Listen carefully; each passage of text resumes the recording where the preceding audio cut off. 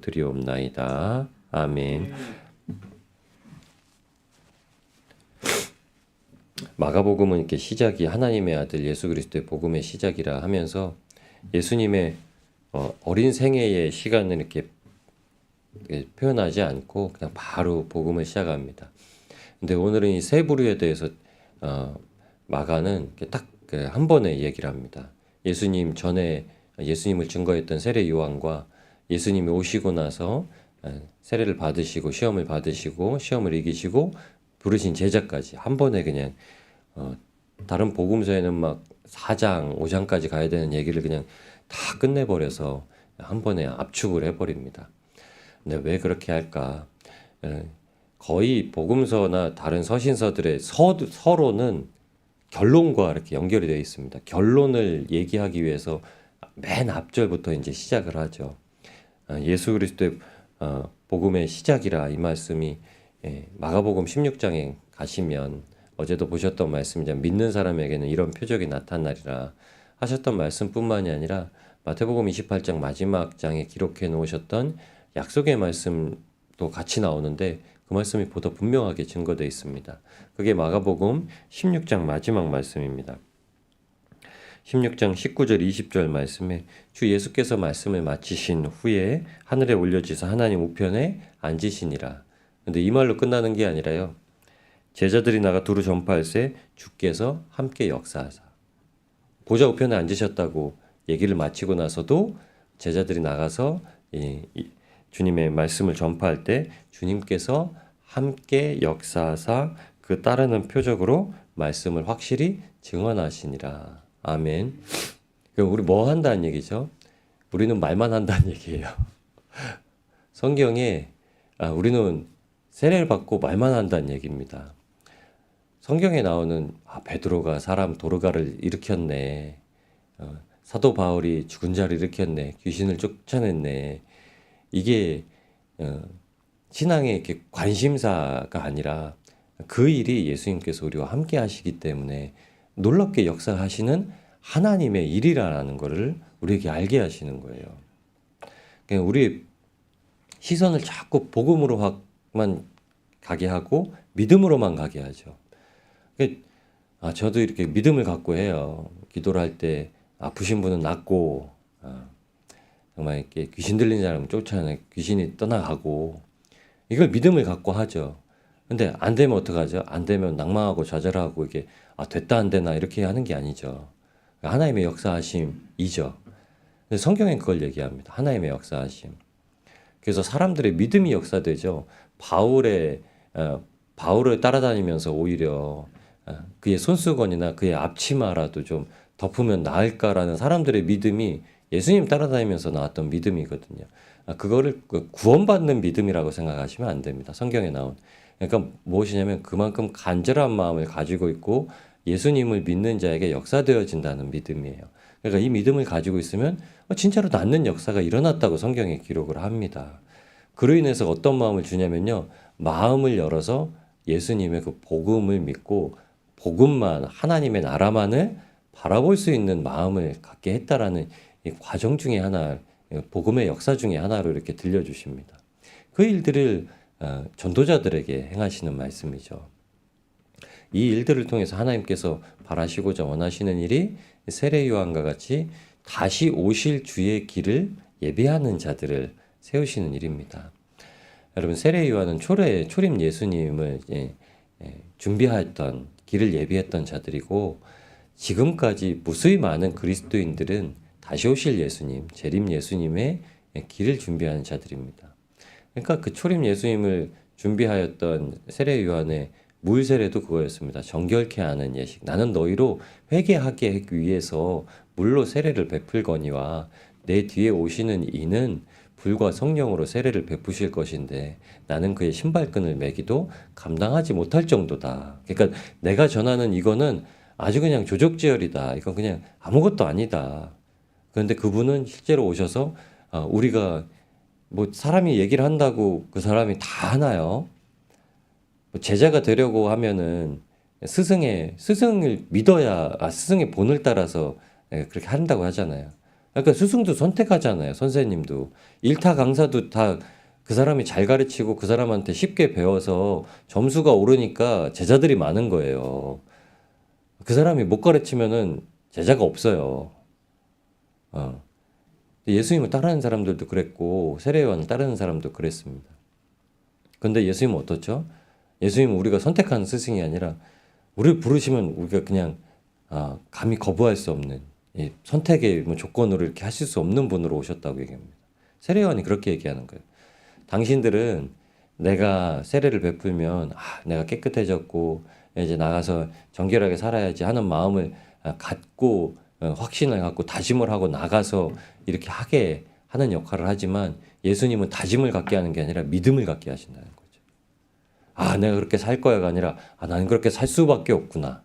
나는 그렇게 살아야만 하는구나.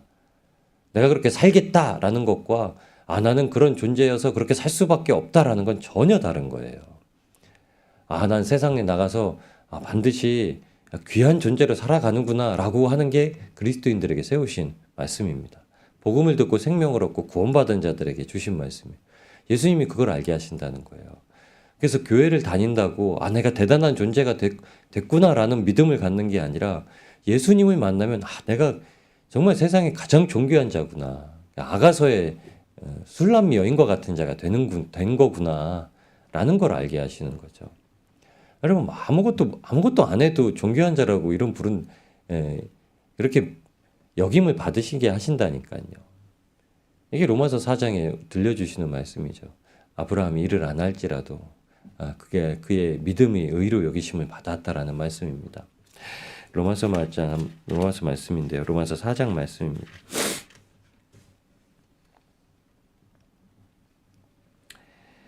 로마서 4장 3절 6절 말씀입니다. 성경이 무엇을 말하느냐? 아브라함이 하나님을 믿음에 그것이 그에게 의로 여겨진 바 되었느니라.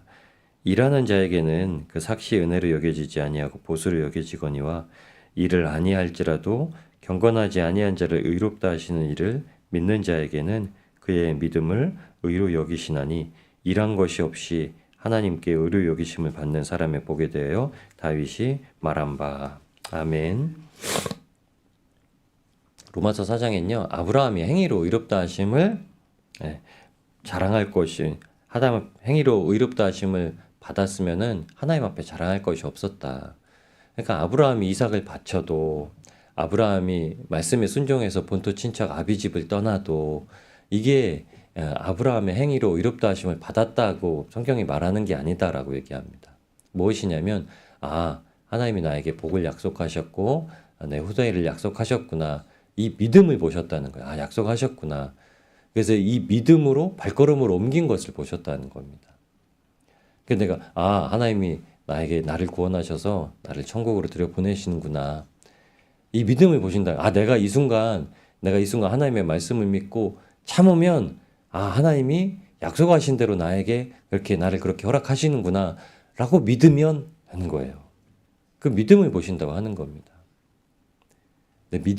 믿음이 없이는 하나님은 그래서 기쁘시게 할 수 없다고 그러죠. 근데 그 믿음은 어떻게 되냐면요.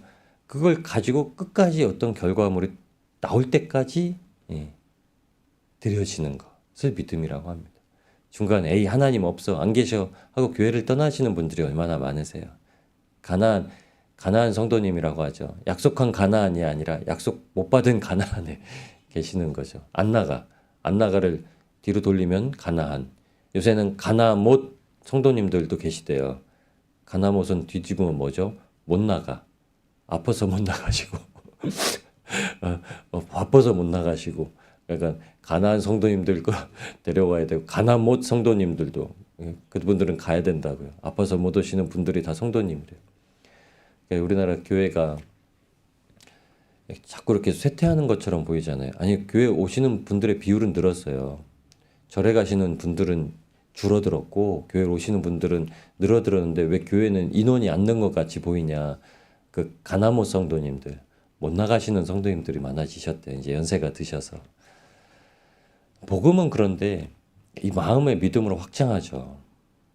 우리는 눈에 보여지는 것들로만 현실을 받아들이지만 실제로 진리는 눈에 보여지는 것만이 다가 아니라는 거죠. 그래서 하나님께서 그 진리에 붙들린 바 되어서 살아가는 자들에게 하나님께서 역사하신다는 것을 알려주십니다. 사도 베드로가 성령의 역사하심으로 말미암아 깨달은 거죠. 성령의 세례라는 걸 깨달은 겁니다. 사도 베드로를 처음 부르실 때 내가 너를 사람을 낚는 어부가 되게 하리라. 오늘도 이제 이 말씀으로 맺었습니다. 그물을 버리고 따르니라라는 말씀이 18절까지 있지만 그냥 딱 잘라서 베드로를 부른 말씀까지만 잘랐습니다. 왜 그러냐면 베드로는 부름을 받고 따랐어요. 사람을 낚는 어부가 되게 하리라. 여러분 베드로는 어떤 역할이었냐면 다시 세례 요한의 역할로 돌아가는 겁니다. 예수 그리스도를 아는 자는 선지자라고 부름을 받아요. 예수 그리스도를 믿음으로 고백한 자들은요 다 선지자라는 걸 깨닫습니다. 이게 놀라운 깨달음인데 사도행전 2장 29절 30절에 베드로가 문을 열고 복음을 전하고 요엘서 2장에 누구든지 주의 이름을 부르는 자는 구원을 받으리라는 복음을 전합니다. 요한서 말씀으로. 그리고 예수 그리스도를 믿으라는 말씀을 전해주세요. 그리고 나서 한 가지 깨달은 말씀을 더 전해요. 그게 무엇이었냐면 다윗이 주를 고백했다라는 말씀이에요. 다윗이 예수님을 미리 고백했다. 그러고 나서 그 다윗이 누구라 이런 거를 처음 베드로가 밝힙니다. 그 이전에는 누구도 그렇게 생각하지 않았던 거예요.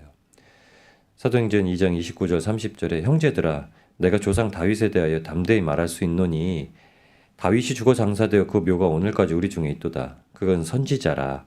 하나님이 이미 맹세하사 그 자손 중에서 한 사람을 그 위에 앉게 하심을 알고 미리 본고로 그리스도의 부활을 말하되 그가 음부에 버림이 되지 않고 그의 육신이 썩음을 당하지 아니하리라 하더니. 아멘. 시편에 다윗이 쓴 시구를 사도 베드로가 성령을 받은 후에 어떻게 깨달았냐면요. 다윗도 선지자다. 왜냐? 다윗은 그리스도를 알았다. 다윗은 이 시구를 고백할 때 우리는 다 다윗이 하나님께서 자기를 살리셔서 음부에 버림바 되지 않고 생명으로 천국에 부르시는 이 시구를 썼구나 라고 말한 게 아니라 베드로는 이게 예수 그리스도에 대해서 예언한 말씀이다라고 해요. 그런데 예언한 말씀이 맞습니다. 그리고 베드로가 하는 말이 그래서 다윗도 선지자다 이렇게 얘기를 합니다. 여러분 지금 살아가는 그리스도인들 십자가의 복음을 믿고 나는 죽고 예수님과 십자가에 함께 못 박혀 죽었고 예수님께서만이 지금도 살아 역사하셔서 내 안에서 내 삶을 행복으로 천국으로 인도하고 계신다. 그래서 내가 이제 사는 것은 정말 그 믿음 안에서만 살고 있다라는 걸 고백하는 자들은 다 누구라고 얘기했죠? 제가 선지자적 성도를 사는 선지자적인 사명을 가지고 사는 분들이라고 말씀을 드렸습니다. 실제로 그리스도인들은 그래요. 왜 선지자라고 말씀드렸죠? 이 세상이 마지막 날을 알지 못해서 만물의 마지막이 가까웠다는 걸 사람들은 모르고 있어요. 근데 베드로전서 4장 8절에 이미 우리에게는 알려주셨잖아요. 만물의 마지막이 가까이 왔으니 근신하여 깨어 기도하라. 이 말씀을 저희에게 주신 겁니다. 만물의 마지막이 가까웠어요. 오늘 만약 부르신다면 어제도 제가 별아한테 그 말했어요. 별아야 오늘 만약 주님 오신다면 뭘 어떻게 어제도 저녁 식사를 하면서 그 얘기를 했어요. 그냥 만약 주님 오신다면 뭔가 일을 하고 가야지. 아내가 그렇게 얘기해서 뭔가 일을 하는 건 우리가 그냥 주님 붙들고 오늘 주님 붙들고 잘 살았습니다. 이렇게 고백할 수 있어야 되는 겁니다. 이렇게 얘기를 했어요. 우리가 뭘 남기고 사람은 죽어서 이름을 남긴다고 주님 앞에 뭘 남길 수 있는 일은 해야 돼요. 그 일을 열심히 하지만 우리가 그걸 정말 자랑할 수는 없어요. 그럼 우리가 정말 할 수 있는 믿음의 고백 먼저 하세요. 하나님 저 가서 하나님 제가 밖에 나가서 전도 열심히 하다 왔습니다. 그게 아니라 주님이 그 자리에서 일하실 걸 알고 그렇게 열심히 했습니다. 주님이 저와 함께 하신 걸 알고 그렇게 하다 왔습니다. 주님을 믿고 그렇게 하다 왔습니다. 결국엔 가서 우리가 고백할 건 우리가 뭘 했냐가 아니라 우리가 어떻게 믿었냐를 고백하는 거다. 어제는 그래서 오늘이 마지막이라면 우리 그렇게 해야 돼. 별아한테도 오늘이 마지막이면 별아야 제가 땡깡 부렸어도 회심하고 돌이켜서 엄마 아빠 말씀 잘 듣고 왔어요. 이렇게 고백해야 된다고 주입을 했습니다. 주입을. 만물의 마지막 어떤 세대 사도 베드로도 이렇게 얘기를 한 거예요. 어떻게 이런 깨달음이 있을 수 있을까? 여러분 성경이 다 그리스도로만 보이는 거예요. 성령이 오고 나니까. 성령님이 오시고 나니까 베드로가 문을 우린 취한 게 아니다. 지금 봐라. 지금 이제 낮이 3시밖에 안 되는데 누가 이 시간에 정말 절기에 술 취해가지고 있겠냐. 아, 우리 그렇게 미련한 사람들 아니다. 근데 우리는 지금 세술에 취했다. 성령님에 취했다. 그러니까 그 말을 하는 거예요. 그러니까 제가 어제 마음이 찔리는 거예요. 벼라를 데리고 이제 하원이 아니죠. 교회를 마치고 나가서 놀이터를 잠깐 이제 데리고 놀이터에 막 노는데 초등학교 3명 여자애 2명이 있는 거예요. 걔네들한테 제가 복음을 전했어야 되는데 그냥 벼라 데리고 벼라 막 이제 막 여기저기 뛰어다니 벼라 뒤에 돌아다니느라 막 가서 넘어지고 막 뭐 하니까 막 가자마자 넘어져가지고 여기 이마에 또 이렇게 상처를 내가지고 돌아오고 나서 제 마음이 밤새 그게 찔리는 거야. 걔네들한테 이제 전했어야 되는데 했어야 되는데 내가 다음에 가면 꼭 너 지난주에 나 봤지? 그러면서 이제 전해야겠다. 예. 마지막 때는 그때 내가 주님께 물어봤어야 되는데 낮에 내가 주님께 물어봤어요. 주님 어떻게 전할까 물어봤어야 되는데 안 물어본 걸 제가 주님한테 막 죄송하다고.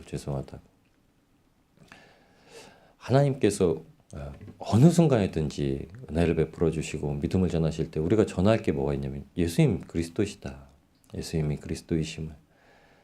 여러분 그래서 예수님께서 복음의 시작을 두실 때 세례 요한의 복음이 아니라 왜 제자들, 사도들 그들의 복음을 전하게 하실까요? 보았다는 거죠. 우리는 그 예수님의 증인이라는 거죠. 예수님의 부활하신 것의 증인이라는 거죠. 예수님 부활하셨으니까 우리 안에 살아계시죠. 우리에게 더 큰 확실한 증거는 없습니다. 예수님이 우리 안에 살아계시니까요. 우리 안에 살아계셔서 역사하시니까요. 그러니까 우리를 늘 기쁘게 하고 어떻게 하면 주님을 기쁘시게 할까? 어떻게 하면 주님 기쁘신가요? 어떻게 하면 주님을 기쁘시게 할까 생각하는 게 아니라 저는 물어봐요. 주님 어떻게 해야 기쁘신가요? 어떻게 해야 기쁘신가요? 이 믿음을 가지고 살아갈 때 하나님께서 주님께서 말씀하신 복음 때가 찼으니 회개하고 복음을 믿어라. 마가복음의 예수님의 복음의 선포는 회개하라 천국이 가까웠다는 선포가 아니라 이상하게 마가는 그렇게 얘기하죠. 때가 찼으니 회개하고 복음을 믿어라. 이 말씀은 꼭 부르신 베드로를 이렇게 지명해서 하시는 말씀 같아요. 제가 보기에는 성경상에는. 왜냐하면 이게 마가가 경험한 겁니다. 마가가 1차 선교 여행을 떠날 때 바울과 바나바 같이 이제 갔죠. 바나바의 생질입니다. 바나바의 조카예요. 마가는요. 근데 가다가 너무 힘들다고 선교 가는 길에 이제 돌아가요. 마가는. 그러니까 나중에 마지막 갈 때는 바울과 바나바가 헤어지죠. 그래서 바울과 실라가 같이 이제 짝을 이루게 됩니다. 근데 헤어진 이유가 그거였어요. 그래도 조카니까 얘 한 번만 그냥 용서하고 마가 다 데려가자. 그러니까 바울이 막 언성을 높이며 화를 내면서 그런 친구는 못 데려가 하면서 안 돼. 데려가자. 안 돼. 그러니까 그럼 너 혼자 가. 네가 네 조카 데리고 가. 하고서 이제 갈라진 거예요. 나중에 이제 마가를 불러오라고 얘기를 해요. 바울이요. 나중에 이제 순교하기 전에는 다시 마가와 같이 동역의 길로 갑니다. 마가가 어떻게 다시 그 자리로 갈 수 있었을까? 마가도 성령의 역사로 회심을 받은 거죠. 놀랍게도 사도들의 역사와 초대교회, 초기 신자들의 역사는요, 성령을 받기 전에 믿음의 생활과 성령을 받은 후에 믿음의 생활을 계속 증거해 줍니다. 아볼로라는 자가 요한의 세례만 알 따름이고 예수님의 성령 세례를 못 받았어요. 근데 예수님은 알아서 그 도를 알아서 성경의 말씀은 정말 잘 전했어요. 근데 브리스길라와 아굴라가 봤더니 성경은 잘 알아요. 근데 예수님의 성령에 이끌린 생활이 뭔지는 모르는 것 같은 거예요. 그러니까 그를 데려다가 예수님의 그 성령에 대한 도를 자세히 풀어서 알려줘요. 그리고 아볼로가 다시 나갑니다. 그래서 고린도전서에는 나는 아볼로에게, 나는 게바에게, 나는 바울에게, 나는 그리스도에게 이렇게 그 중에 한 명으로 들어갈 만큼 성령의 역사함으로 충만해서 전한 자가 됩니다. 여러분, 저도 잘 이렇게 성령은 알았지만 성령이 임재하신다는 걸 고백을 못했어요. 근데 그 고백이 정말 주님께서 살아계시고 함께 하신다는 거. 그러니까 내가 죽을 수 있다는 거예요. 주님이 진짜 살아계시면 내가 죽을 수 있다는 걸 경험했기 때문에 그렇습니다. 성령님이 살아 역사하셔서 우리 안에 성전을 삼으시고 우리를 성소를 삼으시면 정말 그 안에는 정말 제사장이 들어가는 것과 같이 물동멍이 다 씻어야 되고 회개해야 되고 다시는 이제 그런 거에 전혀 상관없이 살겠다는 마음으로 사는 믿음을 갖고 주님을 마주하게 하십니다. 성령의 이끌림 받아서 예수님께 전하시는 그 나라, 하나님의 나라가 그겁니다. 그래서 말씀하죠. 이 땅에는 머리 둘 곳이 없다라는 예수님의 말씀은 사도 바울이 나는 모든 것을 배설물처럼 여겼다. 나는 다소 시민, 로마 시민권자인 것도 버렸고 바리새 지파 중에 아주 율법이 열심한 자였던 가말리엘의 제자이었다라는 것도 버렸고 이것도 다 버렸다는 거예요. 한 가지만 남았다는 거예요. 나는 예수님께 구원받은 자, 나는 그리스도께 구원받은 자. 그래서 하늘에 이 어떤 세상의 보화보다도 더 놀라운 하나님의 유산을 남겨주셨다라는 것을 믿는다는 거예요. 저희가 그걸 믿습니다. 이 땅에 있는 건 다 흩어지고 지워지고 없어지더라도 예수님께서만이 함께 계신다면 뭐 천국 가는 길은 당연지사라는 것을 믿고 살아가게 하신다는 거죠. 그 믿음으로 오늘도 하나님의 나라가 우리 안에서 성취되고 이루어지고 우리가 밟는 모든 땅에 하나님의 복음이 성취되어지는 놀라운 은혜의 때가 될 줄 믿습니다. 오직 주님께서만이 살아 역사하셔서 우리의 죄와 허물이 아니라 믿음으로 의롭다 여기시는 하나님이 보시기 가장 합당한 귀한 저의 믿음의 길을 걸어가시는 저와 여러분이 되시기를 우리를 구원하신 예수님의 이름으로 축복합니다.